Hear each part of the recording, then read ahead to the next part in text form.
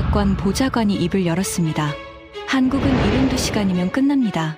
그 한마디에 미국이 설계한 압박 작전이 시작됐습니다. 방위비 300% 인상, 해견료 차단, 주한미군 철수 협박, 사방에서 조였습니다. 하지만 한국의 단 한 문장에 워싱턴이 발칵 뒤집혔습니다. 펜타곤은 패닉에 빠졌고 520조 원이 증발했습니다. 37조를 뜯으려다 520조를 잃은 미국. 22년 경력 백악관 보좌관이 직접 고백한 그 충격적인 전말을 지금 공개합니다. 시작하기 전 구독과 좋아요, 그리고 대한민국 파이팅 댓글로 한국을 응원해주세요. 워싱턴 아이젠하워 행정동 3층 NSC 상황실이 발칵 뒤집혔습니다. 밤 11시 47분, 보안 등급 최상위 긴급 전문 한 통이 서울발로 날아든 겁니다. 한국 국방부가 방위비 분담금 협상의 전면 결렬을 공식 선언했다는 내용이었습니다. 저는 그 전문을 받아든 순간 심장이 멈추는 것 같았습니다. 하지만 그건 공포가 아니었어요. 흥분이었습니다. 마침내 제가 기다리던 순간이 온 거니까요. 제 이름은 마이클 브레넌입니다. CIA에서 15년, 백악관 국가안보회 NSC에서 7년, 도합 22년을 미국의 아시아 안보 전략 한가운데서 살아온 사람입니다. 랭리의 동아시아 분석실에서 위성 사진을 판독하던 신참 시절부터 백악관 웨스트윙에서 대통령에게 직접 브리핑하는 선임 보좌관이 되기까지 저는 단 한 번도 한국이라는 나라를 진지하게 걱정해 본 적이 없었습니다.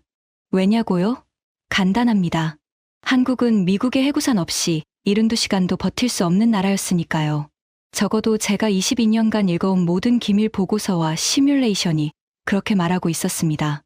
그날 밤 상황실에는 저를 포함해 7명이 모였습니다. 모니터 12대가 벽면을 빼곡히 채우고 있었고 형광등 불빛 아래로 각자의 얼굴에 드리운 그림자가 유난히 짙어 보였습니다. 커피 냄새가 공기 중에 쓰게 번지고 있었죠.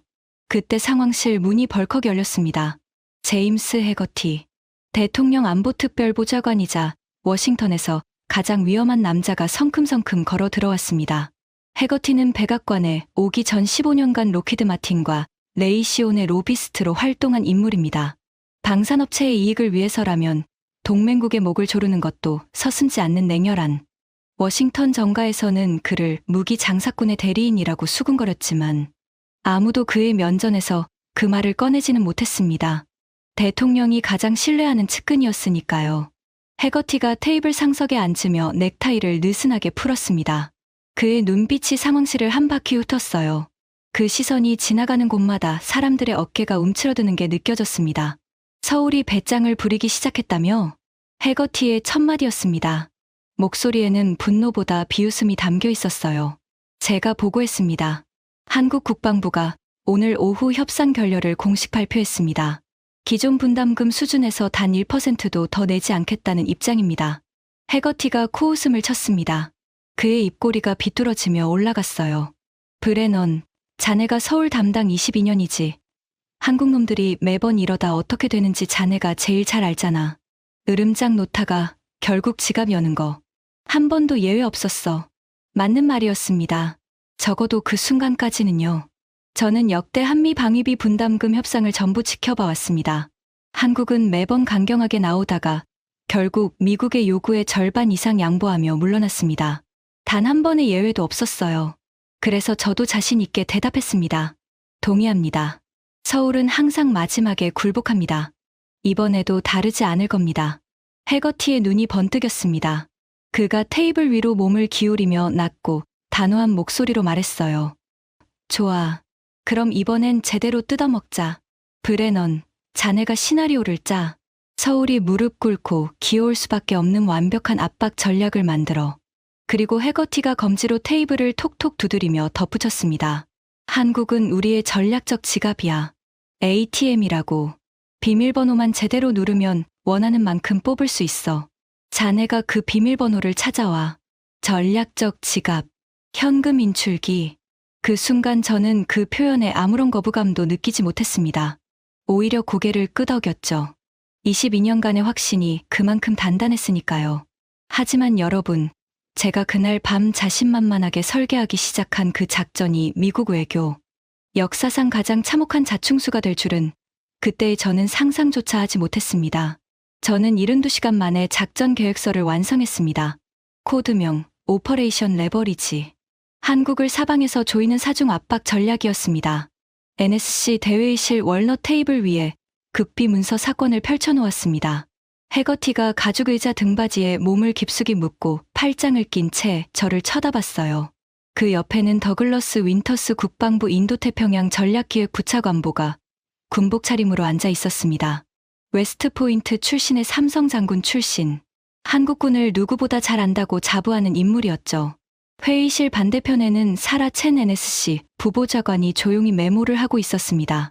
중국계 미국인 3세 인사라는 NSC에서 유일하게 동아시아의 현장 감각을 가진 분석가였어요. 하지만 해거티는 그녀의 의견을 번번이 무시했습니다. 저는 프레젠테이션을 시작했습니다.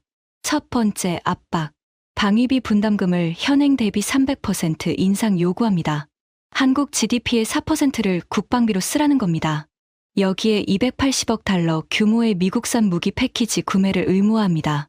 해거티가 휘파람을 불었습니다. 좋군. 더 있어?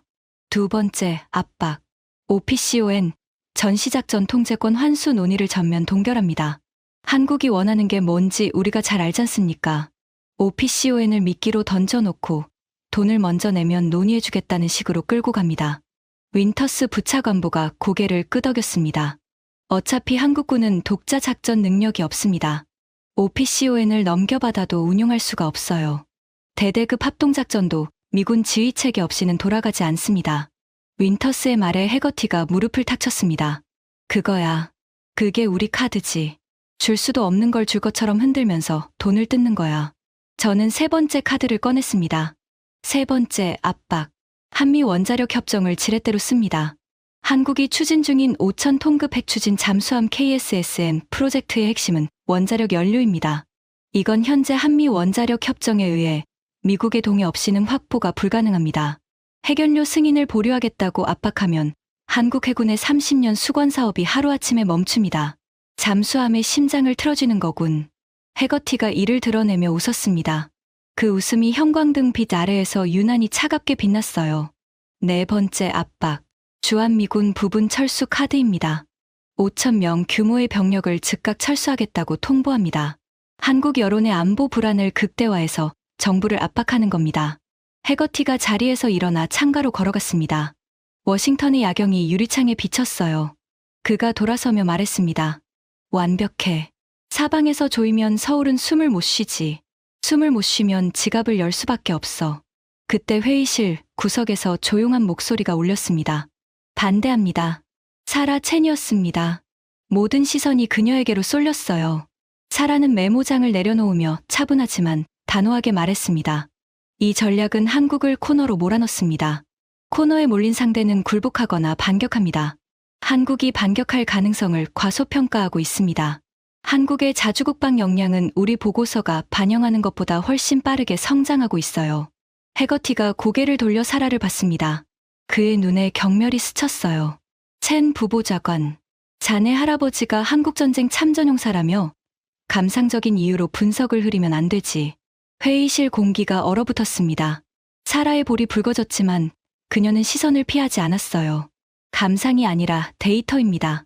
한국의 방위산업 수출액은 최근 5년간 매년 40%씩 성장했습니다. 도산한 창호급 잠수함의 부품 국산화율은 이미 80%를 넘겼고요. 이건 우리가 압박할수록 독립을 가속화할 나라입니다. 잠깐 침묵이 흘렀습니다. 하지만 해거티가 손을 내저었어요. 됐어. 숫자 좀 올랐다고 미국이 깔아놓은 안보 인프라를 대체할 수 있다. 해구산을 대체할 수 있어. 위성 정보망을, OPCON 운용 경험을. 어림없는 소리야. 브레넌, 이 작전 내일 대통령에게 올려. 저는 대답했습니다. 알겠습니다. 사라 첸의 경고가 귓가에 맴돌았지만 저는 그것을 무시했습니다. 22년간의 경험이 그녀의 3년짜리 데이터보다 무겁다고 믿었으니까요. 하지만 지금 돌이켜보면 그 회의실에서 정답을 말한 사람은 사라 첸 단 한 명이었습니다. 그리고 그녀의 말을 묵살한 대가로 저를 포함한 이 방의 모든 사람이 역사상 최악의 전략적 재앙을 향해 눈을 감은 채 걸어가고 있었던 겁니다. 2주 후 저는 대한민국 서울로 향하는 공군 특별기에 올랐습니다. 협상사절단 수석 대표라는 타이틀이 붙었지만 실질적으로 저는 해거티가 서울에 보내는 수금원이었습니다. 가방 안에는 오퍼레이션 레버리지의 4가지 압박 카드가 빈틈없이 정리된 문서가 들어 있었어요. 그 문서의 무게가 손에 묵직하게 느껴졌습니다. 비행기 안에서 저는 한국 관련 최신 정보 파일을 훑었습니다. 한국군 전력 분석, 방위산업 현황, 경제 지표. 하지만 솔직히 대충 넘겼어요. 어차피 결론은 정해져 있었으니까요. 한국은 굴복한다. 항상 그래왔다. 13시간의 비행 끝에 서울 용산 미군 기지에 도착했습니다. 3월의 서울은 아직 차가웠어요. 바람이 제 코트깃을 파고들었습니다. 차량이 한국 국방부 청사로 향하는 길, 차창 밖으로 서울의 스카이라인이 펼쳐졌습니다. 솔직히 말하면 조금 놀랐습니다. 제가 마지막으로 서울을 방문한 건 8년 전이었는데 도시의 규모와 밀도가 확연히 달라져 있었어요. 도심 한복판에 우뚝 솟은 초고층 빌딩들 사이로 거대한 전광판들이 빛나고 있었고 도로 위에는 전기차와 수소차가 뒤섞여 달리고 있었습니다. 하지만 저는 그걸 대수롭지 않게 여겼습니다. 빌딩이 높다고 전쟁을 이기나. 미국의 해구산 한 자루가 저 빌딩만 채보다 중요하지. 국방부 청사에 도착했습니다. 로비에서 한국 측 협상 대표단이 기다리고 있었어요. 그런데 첫 대면의 분위기가 예상과 달랐습니다. 역대 방위비 협상 때마다 한국 측은 미국 사절단을 극진히 맞이했습니다. 환한 웃음, 악수, 통역관을 통한 정중한 인사. 하지만 이번에는 달랐어요. 한국 측 수석 대표가 복도 끝에서 걸어오는데 그 걸음걸이에서부터 뭔가 다른 공기가 느껴졌습니다. 군인 특유의 단단한 어깨, 흐트러짐 없는 보폭, 그리고 그의 눈. 저와 눈이 마주치는 순간 등줄기에 서늘한 기운이 스쳤습니다. 그건 분명히 두려움의 눈빛이 아니었습니다. 국어라는 자의 눈빛은 더더욱 아니었어요. 차갑고 고요하면서도 어딘가 날카로운, 마치 이미 결심을 마친 사람의 눈이었습니다. 잠깐 불안감이 지나갔지만 저는 금방 털어냈습니다. 눈빛이 어떻든 상관없어. 우리가 쥐고 있는 카드가 압도적이야. 해구산, OPCON, 해견료, 주한미군. 이 4가지를 동시에 조이면 어떤 나라도 버틸 수 없어. 그래서 저는 평소처럼 자신감 넘치는 표정을 지으며 악수를 건넸습니다. 만나서 반갑습니다. 그런데 한국 측 대표가 악수를 받으며 한마디를 덧붙였어요. 통역이 필요 없을 정도로 완벽한 영어였습니다. 오래 기다렸습니다. 브레넌 보좌관. 저희도 할 말이 많았거든요. 그 목소리의 온도가 묘했습니다. 공손하지만 단호한, 마치 이미 모든 준비를 마쳤다는 듯한 여유가 묻어나왔어요. 하지만 그때의 저는 그 뉘앙스를 읽지 못했습니다. 아니, 읽으려 하지 않았다는 게 맞겠죠. 22년간의 경험이 만들어낸 편견의 두꺼운 렌즈가 제 눈을 완전히 가리고 있었으니까요. 협상장은 국방부 청사 지하 2층의 보안 회의실이었습니다. 무거운 철문을 지나 들어서자 기다란 장방형 테이블이 놓여 있었고 양쪽에 각각 8개의 의자가 정렬되어 있었습니다. 벽면에는 아무런 장식도 없었고 형광등 불빛만이 차갑게 내리쬐고 있었어요. 공기 중에 은은한 가죽 냄새와 오래된 콘크리트 냄새가 섞여 있었습니다. 저는 가방에서 문서를 꺼내며 속으로 생각했습니다. 오늘 안에 끝내자. 청구서를 던지고 48시간 안에 답을 받고 워싱턴으로 돌아간다. 간단한 일이야. 그렇게 저는 서울의 지하 벙커 같은 회의실에서 미국 역사상 가장 비싼 실수를 저지르기 위한 첫 발을 내디뎠습니다. 그리고 그 실수의 대가는 520조 원이었습니다. 하지만 진짜 공포는 그 천문학적인 숫자가 아니었어요. 진짜 공포는 그 다음에 벌어졌습니다. 제가 자신만만하게 꺼내든 4장의 카드를 한국의 대통령이 단 한 문장으로 모조리 휴지 조각으로 만들어버린 겁니다. 그 소름 끼치는 한 문장이 무엇이었는지 지금부터 말씀드리겠습니다. 다음 날 오전 9시 협상이 시작됐습니다. 저는 테이블 위에 문서 사건을 가지런히 놓았습니다. 오퍼레이션 레버리지의 4중 압박 카드. 이걸 하나씩 꺼내며 한국을 조여갈 계획이었죠. 마치 포커 게임에서 에이스 4장을 들고 있는 기분이었습니다. 첫 번째 문서를 펼쳤습니다. 방위비 분담금 현행 대비 300% 인상안. GDP의 4%를 국방비에 투입하라는 요구. 그리고 280억 달러 규모의 미국산 무기 패키지 의무 구매 조항. 종이 위에 인쇄된 숫자들이 총알처럼 날카로워 보였습니다. 한국 측 대표들의 얼굴이 굳었습니다. 통역관의 목소리가 미세하게 떨리는 게 느껴졌어요. 저는 속으로 쾌재를 불렀습니다. 예상대로야. 충격 먹었지. 하지만 한국 측 수석 대표는 표정 하나 변하지 않았습니다. 그가 문서를 천천히 훑더니 조용히 내려놓았어요. 그리고 저를 똑바로 바라보며 입을 열었습니다. 잘 알겠습니다. 본국에 보고하겠습니다. 그게 전부였습니다. 분노도, 항의도, 협박에 대한 반발도 없었어요. 너무 담담해서 오히려 기분이 찜찜했지만 저는 그것을 한국 측의 무력감으로 해석했습니다. 이틀 후 서울 용산 대통령 집무실에서 한국 대통령의 공식 성명이 나왔습니다.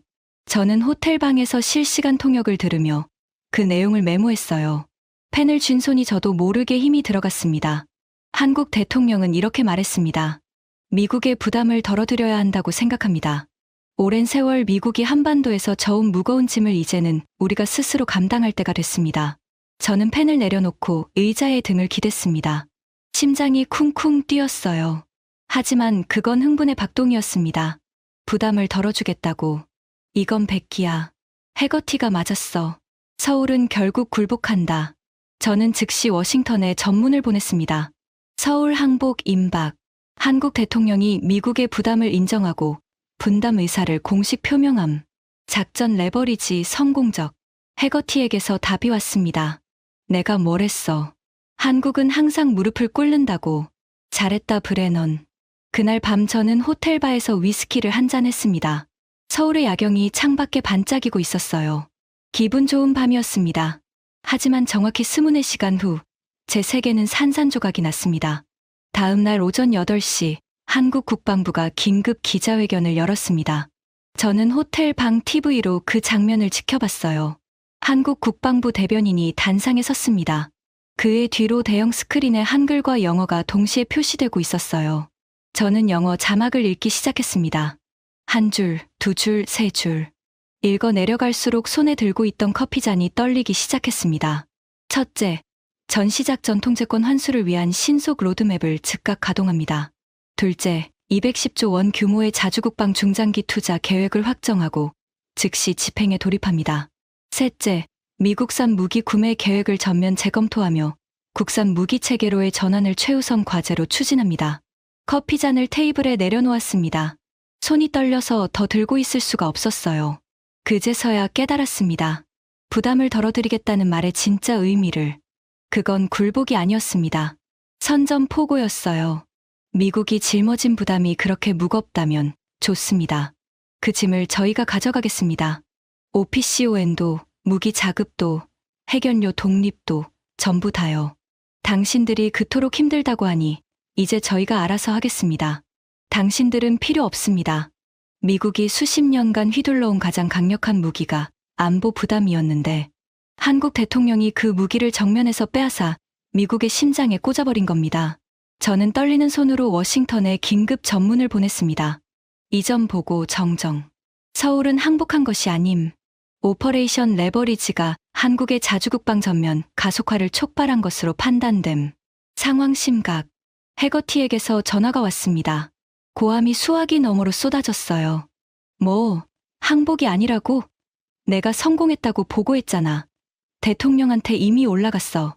이게 무슨 소리야? 저는 대답할 말이 없었습니다. 목구멍이 바싹 말라붙었어요. 등줄기를 타고 식은땀이 흘러내렸습니다. 하지만 이건 시작에 불과했습니다. 진짜 악몽은 바로 그 다음 주에 터졌으니까요. 일주일 후 속보가 전 세계를 강타했습니다.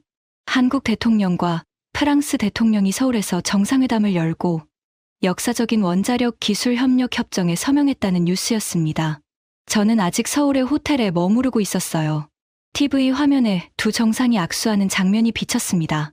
한국 대통령의 얼굴에는 절제된 미소가 떠올라 있었고 프랑스 대통령은 환하게 웃고 있었어요. 심장이 쿵 내려앉았습니다. 협정의 내용을 실시간 번역으로 들으면서 제 얼굴에서 핏기가 빠져나가는 걸 느꼈습니다. 프랑스 국영 원자력 기업 아레바의 후신이 한국에 20% 미만의 전홍축 우라늄을 전면 공급한다. 최신형 가압수형 원자로 기술을 이전한다. 사용회견료 재처리 기술을 공동 개발한다.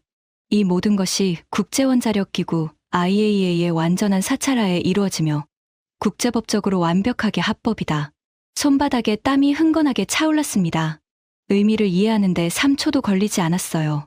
우리가 해결료로 한국의 목을 조르겠다고 위협했는데 한국이 프랑스를 통해 완벽한 우회로를 뚫어버린 겁니다. 미국의 동의가 필요 없는 경로로, 국제법적으로 한치의 흠도 없는 방식으로 오퍼레이션 레버리지의 세 번째 카드, 해결료 인질 전략이 불과 4개월 만에 완전히 휴지 조각이 돼버렸습니다. 저는 워싱턴으로 전화를 걸었습니다. 이번에는 해거티가 아니라 윈터스 부차관보에게요. 윈터스는 전화를 받자마자 고함을 질렀습니다. 프랑스가 미쳤어. 나토 동맹국이 우리 뒤통수를 치다니. 하지만 프랑스는 미친 게 아니었습니다. 철저하게 계산한 겁니다. 프랑스 입장에서 한국과의 원자력 협력은 향후 20년간 최소 480조 원 규모의 차세대, 원전 및 해저 동력원 시장을 확보하는 국익 사업이었어요.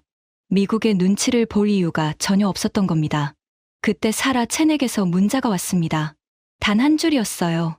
내가 경고했잖아요. 그 문자를 읽는 순간 가슴 한쪽이 서늘하게 무너지는 느낌이었습니다. 사라의 경고를 무시한 그날 밤 회의가 떠올랐어요. 해거티의 경멸 어린 눈빛, 저희 침묵, 그리고 사라의 볼이 붉어지던 순간. 하지만 후회할 시간은 없었습니다. 상황은 걷잡을 수 없이 굴러가고 있었으니까요. 프랑스-한국 협정이 발표된 바로 그 주, 영국의 군사 전문 매체가 긴급 분석 기사를 쏟아냈습니다. 제가 서울 호텔 방에서 읽은 그 기사의 핵심 문장은 이것이었습니다. 워싱턴은 한국의 목줄을 쥐고 있다고 착각했다. 하지만 실제로는 빈 목줄을 흔들고 있었을 뿐이다. 한국은 이미 오래전부터 그 줄에서 벗어날 준비를 마치고 있었다. TV를 껐습니다. 호텔 방이 조용해졌어요. 서울의 밤 공기가 창문 틈새로 스며들었습니다. 3월의 찬바람이 뺨을 스치는데 그 차가움이 뼛속까지 파고드는 것 같았습니다. 저는 어둠 속에서 천장을 바라보며 생각했습니다. 우리가 실수한 건가? 아니야. 아직은 카드가 남아있어. OPCON과 주한미군 철수 카드가 있잖아. 한국이 제 아무리 발버둥 쳐도 미군 없이는 한반도를 지킬 수 없어. 그렇게 저는 스스로를 안심시키며 잠들었습니다. 하지만 다음 날 아침 눈을 떴을 때 또 하나의 폭탄이 기다리고 있었습니다. 귀국한 지 3일째 되던 날이었습니다. 워싱턴의 아침, NSC 상황실에 출근하자마자 모니터에 뜬 속보를 보고 의자에서 벌떡 일어났습니다. 다리가 후들거렸어요. 한국 국회가 자주국방 특별예산안을 만장일치로 통과시켰습니다. 여야 합의에 걸린 시간은 단 이틀. 한국 정치사에서 전례 없는 초고속 합의였어요. 보수도 진보도 하나로 뭉쳤습니다. 규모는 210조 원. 향후 8년간 집행될 이 예산의 핵심은 세 가지였습니다. 하나, 미국산 무기 구매 계획의 전면 백지화, 기존에 잡혀있던 F-35 추가 도입, 패트리어트 미사일 업그레이드, 글로벌호크 추가 구매 등 약 45조 원 규모의 미국산 무기 도입 사업이 모조리 취소됐습니다. 둘, 그 예산 전액을 국산 무기체계 개발과 양산에 투입, 한국형 차세대 전투기 KF-21의 생산 라인을 3배로 확장하고 국산 장거리 지대공 미사일, 극초음속 순항 미사일, 군사위성 통신망 독자 구축까지 포함된 종합 패키지였습니다. 셋, KSSN 핵추진 잠수함 건조 예산의 대폭 증액, 프랑스와의 기술 협력을 기반으로 초도함 건조를 즉각 착수한다는 내용이었어요. 해거티가 상황실로 뛰어들어왔습니다. 넥타이가 비뚤어져 있었고 얼굴이 불그락불락했어요. 그가 모니터를 손가락으로 찍으며 고함쳤습니다. 45조를 날렸어. 45조 달러가 아니라 원이지만 미국 방산업계한테는 280억 달러짜리 주문서가 날아간 거야. 로키드 마틴, 보잉, 레이시온 주가가 지금 장 시작 전부터 폭락 중이야. 저는 모니터를 확인했습니다. 뉴욕 증시 선물 시장에서 미국 3대 방산업체 주가가 이미 8%에서 12%까지 빠져 있었어요. 시가총액으로 환산하면 하루 만에 수십조 원이 증발한 겁니다. 해거티가 저를 노려봤습니다. 그의 눈에 분노와 공포가 뒤섞여 있었어요. 브레넌, 이게 내 작전의 결과야. 내가 설계한 압박 전략이 한국을 굴복시킨 게 아니라 미국 방산업계를 박살내고 있어. 제 입술이 바싹 말랐습니다. 변명이 떠오르지 않았어요. 사실이었으니까요. 오퍼레이션 레버리지는 한국을 무릎 꿇리기 위한 전략이었는데 정반대의 결과를 만들어낸 겁니다. 압박이 강해질수록 한국은 더 빠르게, 더 과감하게 독립을 향해 질주하고 있었어요. 그때 윈터스 부차관보가 전화를 걸어왔습니다. 그의 목소리는 평소의 자신감 대신 다급함으로 가득 차 있었어요. 해거티 보좌관, 최후의 카드를 써야 합니다. 주한미군 5,000명 즉각 철수를 통보합시다. 이건 한국의 안보 불안을 극도로 자극할 겁니다. 국민 여론이 정부를 압박하게 만들어야 합니다. 해거티가 잠시 생각하더니 고개를 끄덕였습니다. 좋아. 꺼내. 저는 말리고 싶었습니다.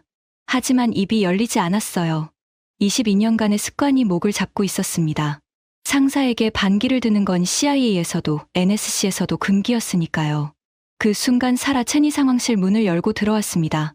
그녀의 얼굴이 창백했어요. 주한미군 철수 카드는 안 됩니다. 이건 한국을 겁먹게 하는 게 아니라 자주국방의 명분을 완성시켜줍니다. 미국의 안보 우산이 언제든 접힐 수 있다는 걸 증명하는 꼴이에요. 한국은 오히려 이걸 원하고 있을 수도 있습니다. 해거티가 손바닥으로 테이블을 내리쳤습니다. 쾅 하는 소리에 커피잔이 흔들렸어요. 첸, 한 번 더 끼어들면 자리에서 물러나게 할 거야. 내 의견은 필요 없어. 그래 넌 서울에 통보해. 저는 고개를 숙이고 전화기를 들었습니다.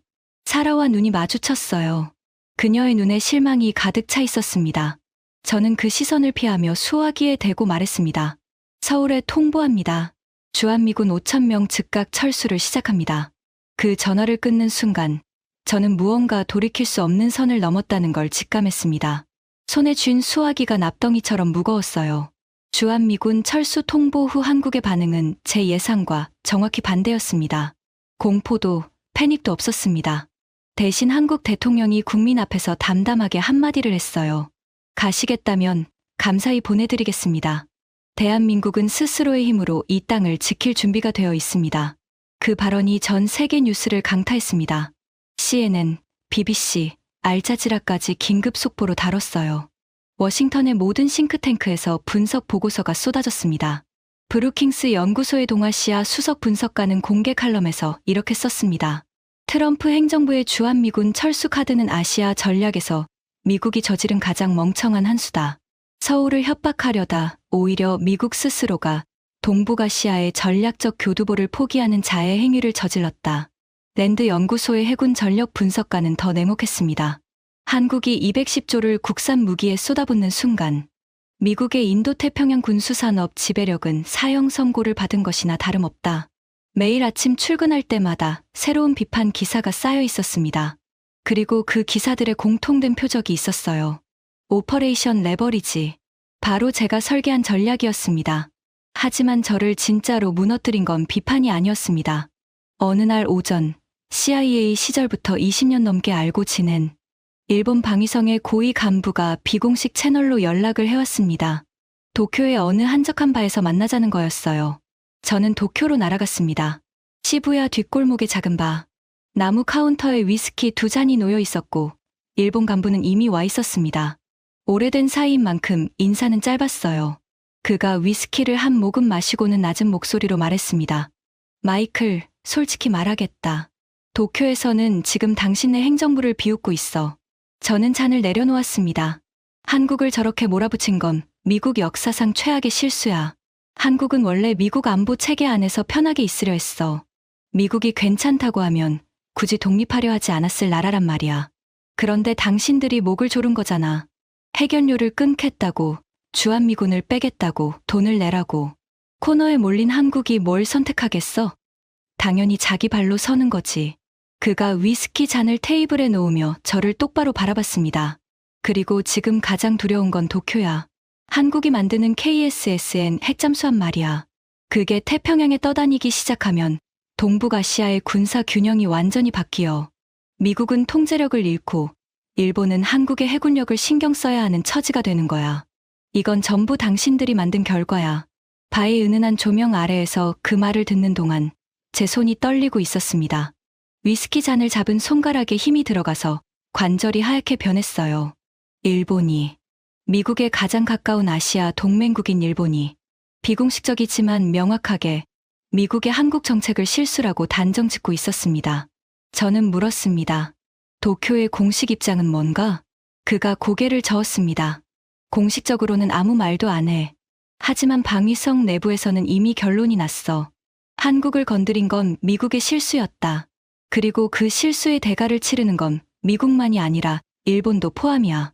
도쿄에서 워싱턴으로 돌아오는 비행기 안에서 저는 창밖의 구름을 멍하니 바라봤습니다. 태평양 위에 구름이 끝없이 펼쳐져 있었어요. 그 광활한 바다 아래 어딘가에서 한국의 조선소들이 미국의 통제를 벗어난 핵잠수함의 첫 번째 강철, 뼈대를 용접하고 있을 거라는 생각이 들었습니다. 워싱턴에 돌아오자마자 제가 가장 먼저 한 일은 CIA 시절 인맥을 동원해 한국의 KSSN 프로젝트 최신 정보를 입수하는 것이었습니다. 며칠 후 도착한 보고서를 읽으며 저는 의자에서 일어나지 못했습니다. 한국은 이미 KSSN 한 번 건조에 착수했습니다. 거제도의 HD 현대중공업 특수선 도크에서 첫 번째 블록 조립이 시작됐다는 첩보였어요. 프랑스 기술과 한국 조선 역량의 결합, 초도함의 부품 국산화율은 72%로 시작하지만 두 번 함에서 84%, 세 번 함부터는 92%까지 끌어올린다는 계획이었습니다. 원자로 심장부부터 선체 뼈대까지 사실상 100%에 가까운 완전한 기술 자립을 목표로 하고 있었어요. 저는 그 숫자들을 읽으며 깨달았습니다. 미국이 수십 년간 틀어준 해결료 통제권이 완전히 무력화됐다는 걸. 프랑스 루트를 통해 한국은 미국의 동의 없이도 핵추진 잠수함을 건조하고 운용할 수 있게 된 겁니다. 오퍼레이션 레버리지의 4가지 카드. 그중 3장이 이미 찢어졌습니다. 방위비 압박은 자주국방 예산으로 역이용당했고, 해견료 인질극은 프랑스가 무력화시켰고, 주한미군 철수 협박은 오히려 자주국방의 명분만 강화시켰습니다. 남은 카드는 하나, OPCON. 하지만 솔직히 말하면 그 카드마저 이미 의미를 잃고 있었습니다. OPCON을 쥐고 있어야 한국군을 미국 무기체계에 종속시킬 수 있는데, 한국이 독자 무기체계로 전환하기 시작한 이상 OPCON의 가치는 매일매일 증발하고 있었으니까요. 그 후 8개월 동안 벌어진 일들은 마치 댐이 무너지듯 걷잡을 수 없었습니다. 가장 먼저 터진 건 캐나다였습니다. 캐나다 해군이 차기 잠수함 도입 사업의 우선 협상 대상자로 한국을 단독 선정했다는 뉴스가 터졌어요. 사업 규모는 65조 원. 북극해의 두꺼운 빙하를 뚫고 작전할 수 있는 3,000 톤급 이상의 대형 잠수함을 12척 도입하는 초대형 프로젝트였습니다. 프랑스의 스코르펜급은 2,000톤 미만의 체급으로 캐나다의 요구 성능을 충족하지 못해 탈락했고, 독일의 TKMS도 납기 지연과 품질 문제로 신뢰를 잃은 상태였어요. 일본은 자국 해상자위대 물량도 소화하지 못해 사실상 입찰을 포기했습니다. 결국 캐나다의 엄격한 작전 요구를 충족하면서 납기와 가격까지 맞출 수 있는 나라는 전 세계에서 대한민국뿐이었습니다. 해거티가 이 소식을 듣고 책상을 주먹으로 내리쳤습니다. 캐나다마저 우리 동맹국이 미국 잠수함 대신 한국 잠수함을 사겠다고? 하지만 캐나다는 시작에 불과했습니다. 같은 달 사우디아라비아 국방부 대표단이 서울을 방문했습니다. 후티 반군의 홍해 봉쇄와 이란의 호르무즈 해협 위협에 시달리던 사우디가 해양 안보의 절박함을 느끼고 한국산 잠수함 도입을 공식 요청한 겁니다. 오일머니를 싸들고 서울의 문을 두드린 거예요. 그 다음은 필리핀이었습니다. 남중국해에서 중국의 군사적 팽창에 정면으로 노출된 필리핀이 대한민국의 잠수함 기술에 SOS를 보내왔어요. 평균 수심 1,200m가 넘는 남중국해의 복잡한 해저, 지형에서 중국을 견제할 수 있는 유일한 해법은 한국의 최첨단 잠수함뿐이라는 결론에 도달한 겁니다. 한 달 사이에 65조 원짜리 캐나다 사업을 필두로 사우디와 필리핀까지 줄줄이 한국의 문을 두드리기 시작했습니다. 글로벌 방산 시장의 판도가 실시간으로 재편되고 있었어요. 영국의 군사 전문 매체가 긴급 특집 기사를 냈습니다. 그 기사의 제목이 아직도 기억납니다. 한국 잠수함이 세계를 삼키다. 유럽 방산 카르텔의 종말. 기사는 이렇게 분석했어요. 프랑스와 독일의 방산업체들이 서로를 비난하며 내분에 빠진 사이 한국이 글로벌 잠수함 시장을 통째로 집어삼키고 있다. 프랑스의 나발그룹은 독일의 TKMS를 향해 과거 한국에 기술을 이전해 준 탓에 이런 사태가 벌어졌다고 원색적으로 비난하고 있지만 이것은 패배자들의 변명일 뿐이다. 한국의 도산한창 5급 잠수함은 오직 한국 기술자들의 독자적 연구개발이 만들어낸 산물이며 유럽이 자신들의 기술적 정체를 반성해야 할 문제다. 그 기사를 읽으며 저는 창밖을 바라봤습니다. 워싱턴의 가을 하늘이 회색으로 흐려 있었어요. 나무숲들이 바람에 날려 떨어지고 있었습니다. 마치 미국의 동맹 질서가 한 장씩 떨어져 나가는 것 같았죠. 그때 상황실에 긴급 보고가 들어왔습니다. 펜타곤 합참에서 올라온 최고 기밀 등급의 전략 평가서였어요. 내용을 읽는 순간 등골이 서늘해졌습니다. OPCON 전환으로 인해 미국이 상실하게 될 동북아시아의 군사적 패권과 간접적 경제 이익, 향후 10년간 약 520조 원. 520조 원. 그 숫자가 눈앞에서 아른거렸습니다. 제가 설계한 오퍼레이션 레버리지로 한국에서 뜯어내려 했던 금액이 280억 달러, 약 37조 원이었습니다. 37조를 뜯으려다 520조를 날린 겁니다. 해거티에게 그 보고서를 들고 갔습니다. 그가 숫자를 보는 순간 얼굴이 하얘졌어요. 잠깐의 침묵 후 그가 낮은 목소리로 말했습니다. 이 보고서 누가 알아? 저와 합참의장, 그리고 보좌관님뿐입니다. 묻어. 대통령한테 올리면 안 돼. 알겠나? 저는 고개를 끄덕였습니다. 하지만 이미 알고 있었어요. 이 숫자는 묻을 수 있어도 현실은 묻을 수 없다는 걸. 미국이 잃어가고 있는 것은 숫자가 아니라 태평양의 패권 그 자체였으니까요. 그리고 또 하나. 한국의 연합훈련, 프리덤실드 참여 보류 통보가 날아왔습니다. 한국 합참이 독자 훈련 체계를 가동하겠다고 공식 발표한 겁니다. 미국이 수십 년간 동북아시아에서 군사 작전을 조율하던 최대의 훈련, 플랫폼이 사실상 무력화되는 순간이었어요. 펜타곤 인태전략실에서는 프리덤실드가 무산될 경우 미국이 사전 배치한 군수, 자산과 훈련 인프라의 매몰 비용만 최소 48조 원이라는 긴급 보고가 올라왔습니다.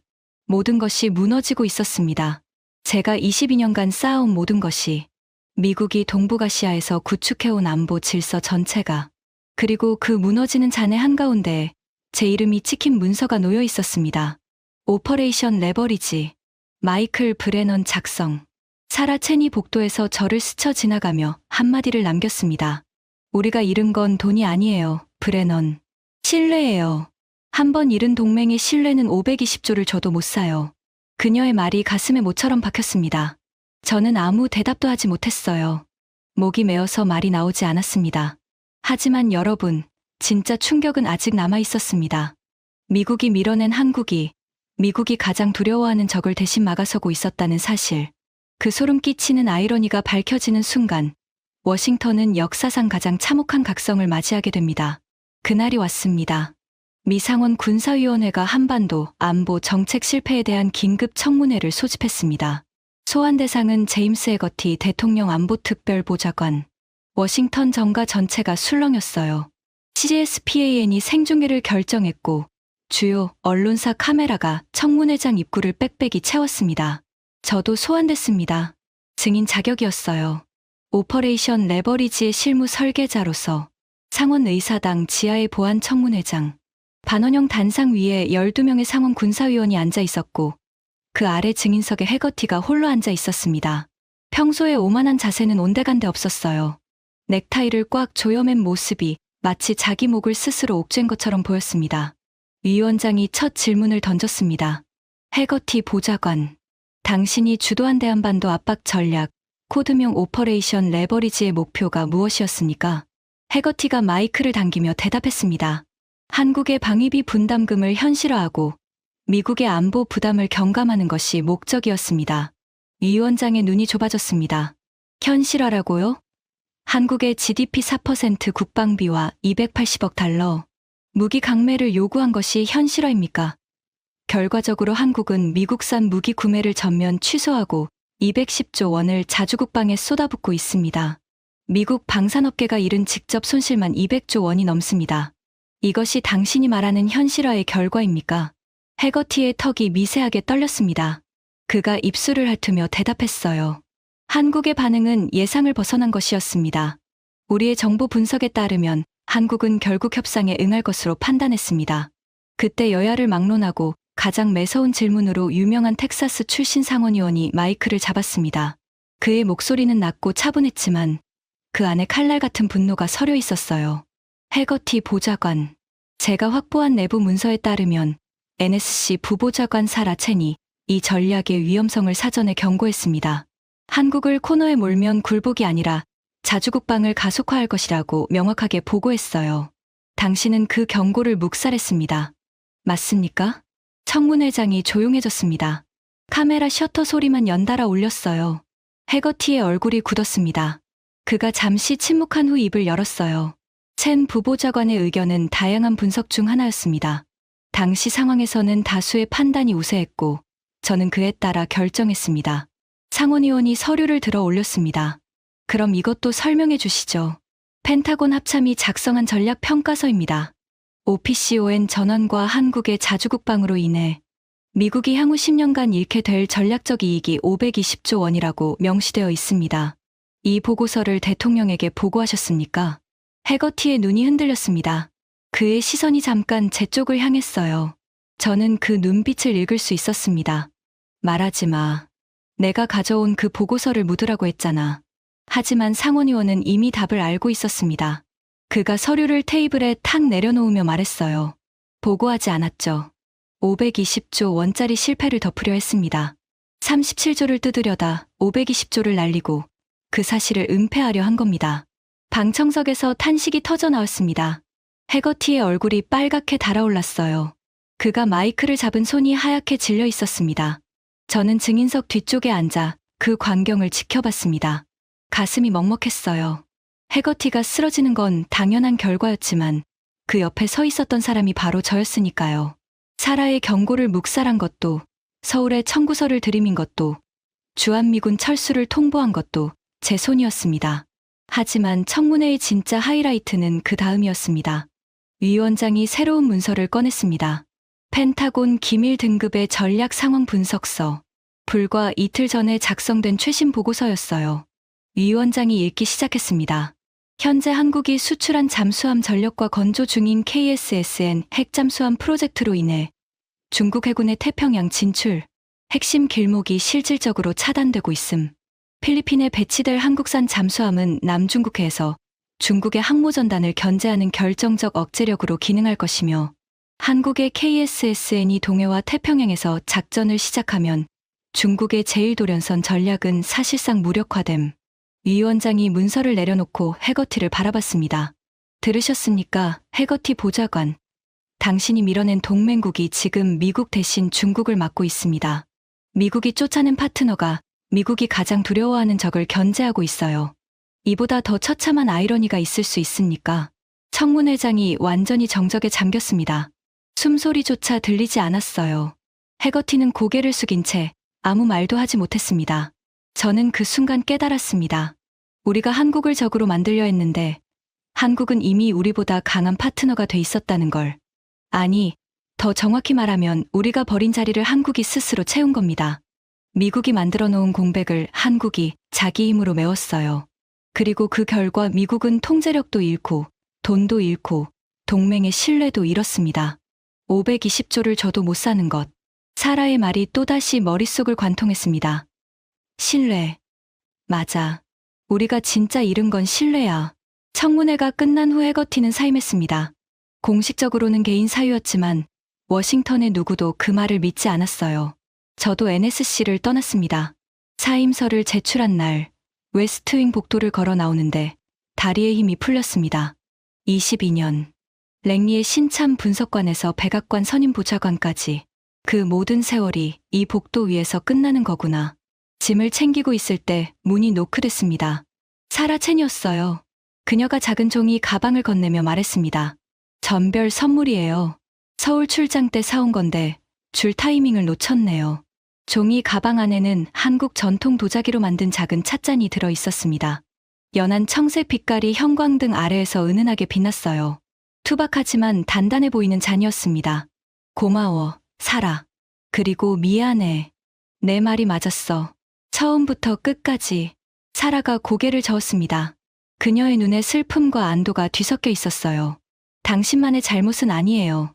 우리 모두가 한국을 잘못 봤어요. 22년 동안 보고서 속숫자만 보면서 그 나라 사람들의 자존심을 간과했죠. 그들은 처음부터 구걸할 민족이 아니었어요. 보릿고개를 넘어 반도체 강국을 만든 사람들이에요. 코너에 몰리면 무너지는 게 아니라 이를 악물고 길을 뚫는 사람들이었어요.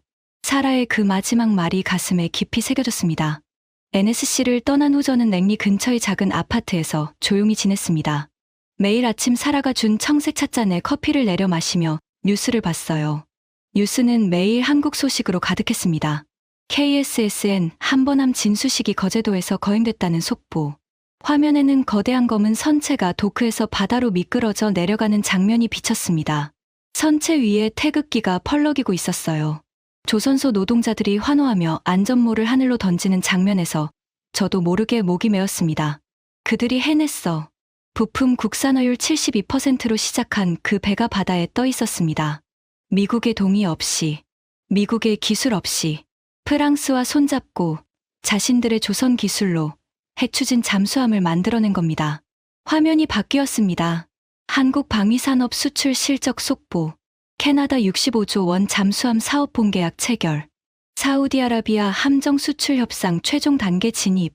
필리핀 해군 잠수함 도입 한국 확정. 한 달 전에는 호주 해군 참모가 서울을 방문해 한국형 호위함 공동 개발을 제안했다는 뉴스도 봤습니다. 미국이 버린 자리를 한국이 채우고 있었습니다. 아니, 채우는 정도가 아니었어요. 미국이 상상하지 못했던 방식으로 태평양의 새로운 질서를 만들어가고 있었습니다. 저는 찻잔을 내려놓고 창밖을 바라봤습니다. 버지니아의 아침 햇살이 창문을 비추고 있었어요. 따뜻한 빛이 사라가 준 청색 찻잔 위에 내려앉았습니다. 22년 동안 저는 한국을 숫자로만 봤습니다. GDP 대비 방위비 비율, 미국 무기 도입 규모, 주한미군 주둔 비용, 스프레드시트 위의 숫자들. 그 숫자들 뒤에 있는 사람들을 보지 못했어요. 전쟁의 폐허에서 맨손으로 나라를 일으킨 세대. 그 위에서 반도체와 자동차와 배를 만들어 세계와 겨룬 세대. 그리고 지금 미국의 횡포 앞에서 주먹을 불끈 쥐고 스스로의 하늘을 지킬 방패를 벼리고 있는 세대. 저는 그들의 자존심을 짓밟으려 했습니다. 현금 인출기라고 불렀습니다. 72시간이면 끝난다고 비웃었습니다. 하지만 제가 틀렸습니다. 완전히요. 한국은 72시간이면 끝나는 나라가 아니었습니다. 72시간이면 새로운 길을 찾아내는 나라였어요. 코너에 몰리면 무너지는 게 아니라 벽을 뚫는 나라. 갈 길이 없으면 바다 위에 길을 만드는 나라. 저는 미국 역사상 가장 비싼 실수를 저질렀습니다. 520조 원짜리 오판. 하지만 진짜 실수는 숫자가 아니에요. 진짜 실수는 동맹을 지갑으로 본 거였습니다. 파트너를 하청업체로 취급한 거였습니다. 진정한 동맹은 지배가 아니라 존중이라는 걸 저는 모든 것을 잃고 나서야 깨달았습니다. 지금 태평양 어딘가에서 대한민국의 핵잠수함이 소리 없이 항해하고 있을 겁니다. 미국이 아닌 대한민국의 깃발을 달고, 미국의 허락이 아닌 자신들의 의지로. 그리고 그 배의 심장은 제가 끊으려 했던 바로 그 심장. 미국의 통제에서 완전히 벗어난 채 힘차게 뛰고 있습니다. 저 마이클 브레너는 대한민국이라는 나라를 영원히 잊지 못할 겁니다. 그 나라를 무릎 꿇리려다 오히려 제가 무릎을 꿇었으니까요. 여러분이 지금 보고 계신 이 채널을 운영하시는 분께서 저에게 이야기를 들려달라고 했을 때 저는 망설이지 않았습니다. 세상이 알아야 한다고 생각했으니까요. 동맹을 돈으로 재는 자가 얼마나 어리석은 결말을 맞이하는지, 그리고 스스로의 힘으로 일어선 나라가 얼마나 무서운 존재가 되는지. 대한민국 국민 여러분, 당신들의 나라는 대단한 나라입니다. 백악관에서, 펜타곤에서, CIA에서 일한 22년 동안 수많은 나라를 분석했지만 한국처럼 압박받을수록 더 강해지는 나라는 단 한 번도 본 적이 없습니다. 부디 자부심을 가지십시오. 그 자부심은 충분히, 아니 차고 넘치도록 자격이 있습니다. 지금까지 백악관 보좌관 마이클 브레넌이 직접 고백한 520조 원짜리 오판의 전말이었습니다. 대한민국의 저력을 더 많은 분들이 알 수 있도록 이 이야기를 널리 공유해 주세요. 작은 관심이 큰 자부심이 됩니다. 구독과 좋아요도 부탁드립니다. 지금까지 감동테라였습니다. 감사합니다.